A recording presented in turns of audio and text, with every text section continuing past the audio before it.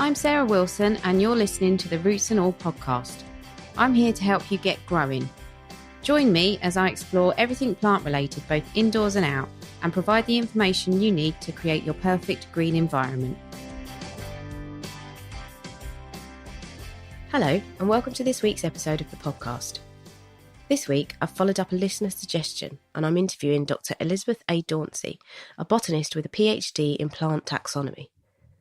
Liz spent most of her career as a botanical toxicologist working for the Poisons Unit of Guy's and St Thomas's Hospital in London on joint initiatives with the Royal Botanic Gardens Kew. She worked with the Horticultural Trades Association on their harmful ? Campaign that introduced a list of 117 plants on sale in garden centres that should carry warnings on their pot labels. And she now works freelance, writing books, providing information and advice about plant toxicity and undertaking poisonous plant surveys. Liz is author of Poisonous Plants, a guide for parents and childcare providers, and is co-author of Plants That Kill, a natural history of the world's most poisonous plants.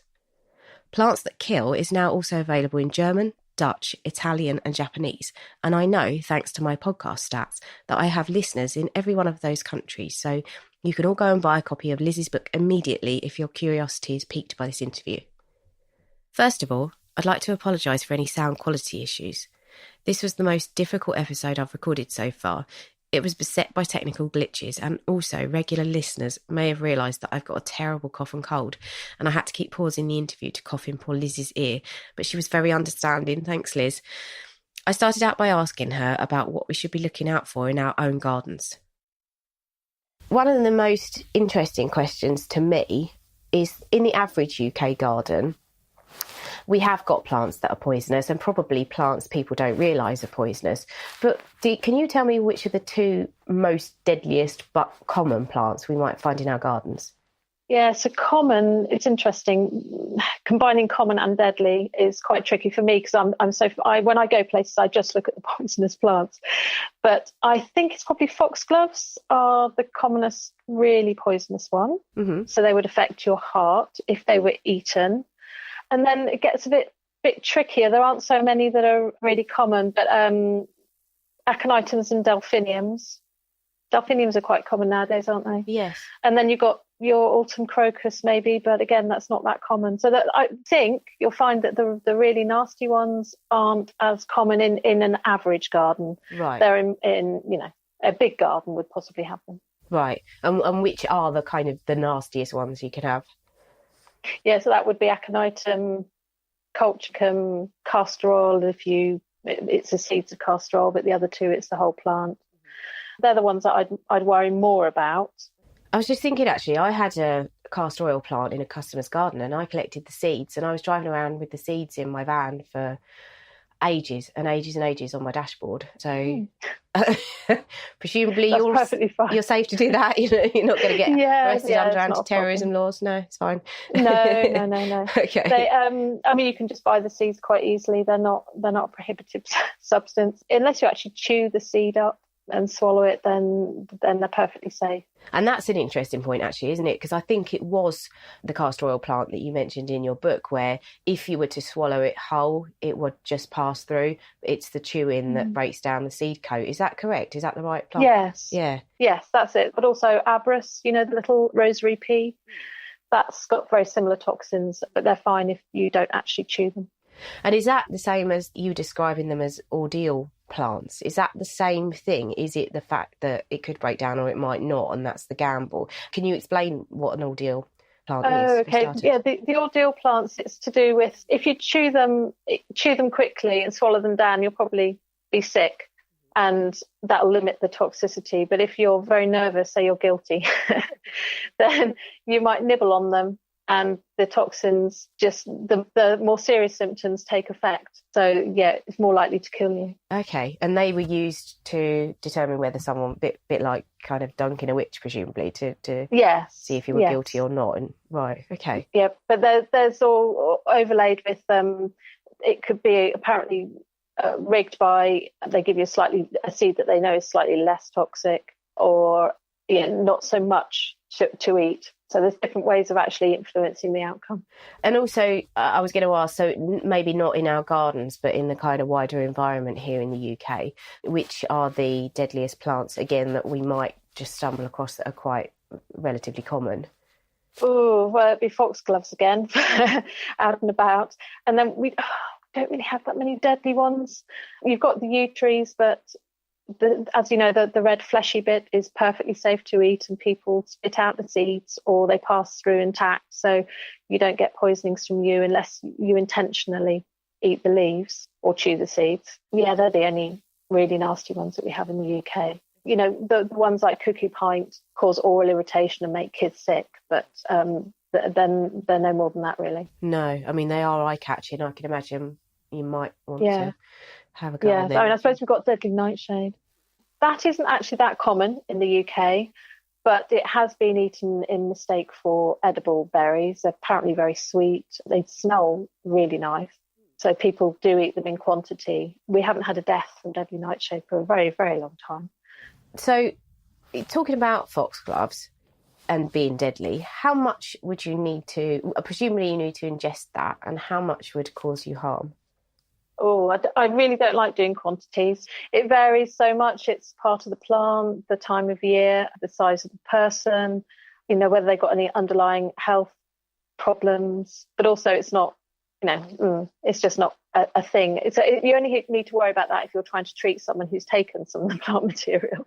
Okay. And that actually, I suppose, leads on to one of my questions, which was, is there one particular group of people who are more susceptible to poisoning or who might suffer greater effects from it?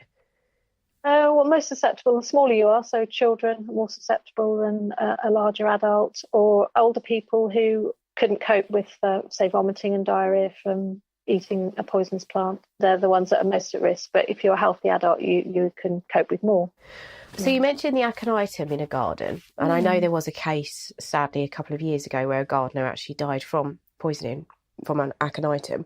And I know you're quite keen to talk to me about that. Are there misconceptions about aconitum and how it works on the body and how we might be poisoned by it?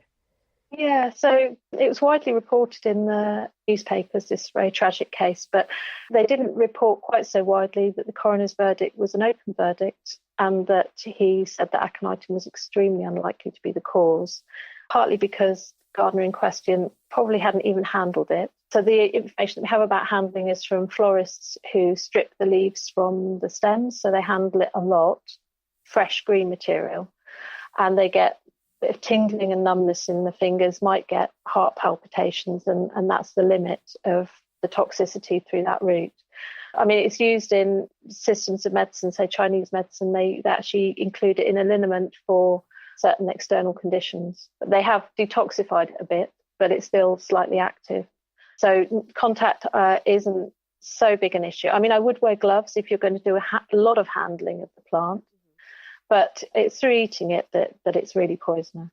So that's the misconception of aconitum. If you think how many thousands of gardeners have grown it and handled it in the UK over the years, you know, it can't be as poisonous as it was reported in that particular instance. No, I mean, it's amazing, as you say, as gardeners, a lot of people don't even wear gloves. They don't feel comfortable working with gloves on. So they will be coming into contact all the time, presumably with things that could cause you damage. And you don't hear about cases of people becoming ill from that even, let alone, you know, any deaths.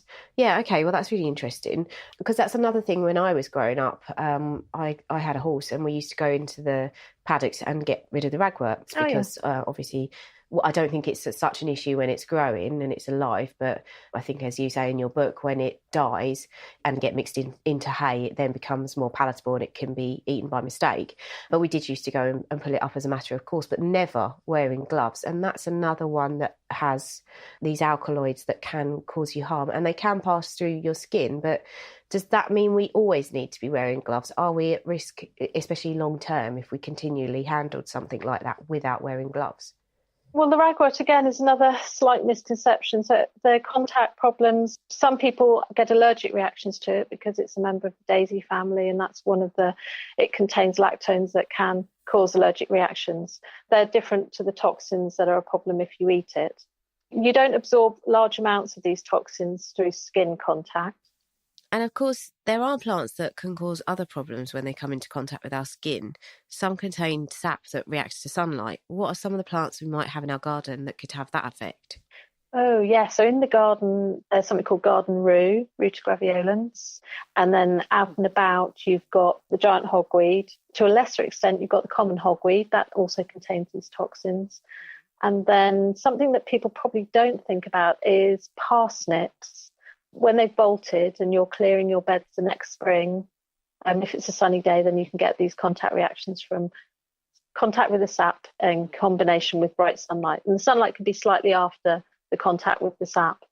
And is giant hogweed as bad as people make out? I mean, I've driven down the roadside where I live and I've seen people have put tape around it and literally set fire to the plant. Is it as horrendous as people think? Giant hogweed is pretty nasty if you get the right conditions. You do get very nasty blisters and they last quite a long time. And then your skin is sensitized to the sunlight for months, sometimes years. It depends on how bad the exposure was. So it's an invasive species. So it's using up habitat space for native plants. So we need to eradicate it for that reason as well. Although it apparently is quite a good nectar source. So, I mean, there are two sides to all these discussions. But from the phototoxicity point of view, yes, it is nasty. So if you're controlling it, you do have to take precautions. You have to actually wear waterproof gloves and clothing if possible, because you don't want the sap getting through to your skin. Right. And people also, they handle it in the evening so that they've got time to wash themselves completely and all their clothing and their equipment before any exposure is possible to sunlight. Right. And presumably as well, your eyes, you need to watch your eyes with it, do you? Yes, yeah, definitely don't want to get the sap into your eyes. Burning is not the standard way of controlling it. That's quite interesting. It wouldn't do any long-term good. I mean, it would remove, if there are seed pods, maybe they're waiting till it's got dry and it's the fastest way to remove the seeds. That could be the way they're thinking. Yeah. But the plant themselves below the ground, the crown will just resprout the next year. Or they could just be Daily Mail readers who took it upon themselves to carry out a bit of vigilantism against dangerous plants. You never know.